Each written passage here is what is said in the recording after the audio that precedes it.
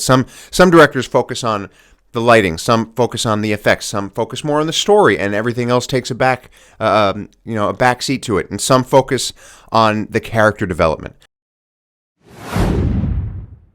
Hey everyone, Andrew here, Melbourne Superman, Super Fit Cosplay, and if you're anything like me, sometimes you think about what goes on in the mind of somebody like a director who is directing a big film. In this case, James Gunn and Superman 2025. So, James Gunn has wrapped Superman. It's wrapped a year early, and so I think we're going to see a teaser trailer probably sometime around December. I'm really excited about that. I can't wait to see it because all we've seen so far is behind-the-scenes footage and stuff that hasn't been edited. Like, who knows what we're going to really see. The more I'm thinking about it, the more I'm discussing with you, the people of my channel, the community, I think we're going to see something really special. I think, despite what we've seen with the suit, I mention it in like every video, but I think, post-production, we're going to see a really good-looking suit. If you haven't yet checked out my review of my suit based on that movie, go check it out. I'm getting a new one as well. I'm getting the premium delivered to me. But anyway, okay, all right. So James Gunn has wrapped Superman a full year early in terms of when the movie comes out. So it comes out in July 2025. So that means they wrapped last month. Now, he has said that he has wrapped early because he wants to focus on the VFX, which I think is a really wise choice because unfortunately with a lot of Superman films, a lot of them, we've seen pretty questionable VFX. I think starting with Superman 3 had moments, but I think, and there weren't major moments in Superman 3, but there were a couple things where you look at and you're like, could have been done a little bit better, but again, it was like the 80s, and so, they did with what they had. Unfortunately, Superman 4 was I think, worst of the bunch. There are moments in Superman 4 where you can see the strings, where you can see the reflection of the green screen in space. You can see the black curtain where they are when they're fighting on the moon. And they use the same sort of flying shot throughout the movie the entire time. So the VFX in that movie were not great. I think there were some moments in Superman Returns even that could have been better. I think for the most part, Superman Returns, the VFX were great, but there were just a few moments where it was just like, Superman has like an uncanny valley sort of look on his face, and you knew it was CGI, but for the most part, it was good. And I think, the further that we get along with technology, I think we can. I don't know that VFX has come. Yes, it's come a long way, but I think we also fall into dangerous territory with VFX because it's come such a long way. Unfortunately, sometimes it's edited so much that it starts to look really fake. Once you start CGIing things and, you don't have light hitting an object, it becomes not great. Like, I think we can all agree that the Star Wars remastered and all that stuff that was added in, some of it was not so good. I think we know what we're talking about here, especially in The Phantom Menace and those added scenes in the original trilogy. Could have done without those. I digress. Anyway, okay, so, yes, James Gunn has finished wrapping early. Now, he had this to say. If you do some research, you'll see my films have always taken a different approach, and I've always given my VFX artists, collaborators, time to do their jobs properly and the respect they deserve. The VFX in the films is uniformly great because of it.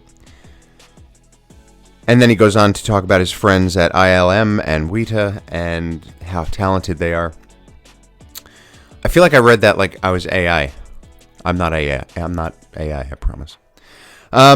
So this tells me that he gives a lot of respect to his VFX team. I think that means we're going to see a lot of good things. Now, he is very ambitious with this film. So, do I want him to just focus on Superman for a while? Yes.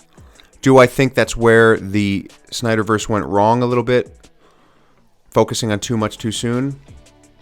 Yes, but I don't know. I don't know if that was more of a studio decision than a Zack Snyder decision. Who knows how much real freedom these directors have anymore. The studios want to make money, and that's what their jobs are.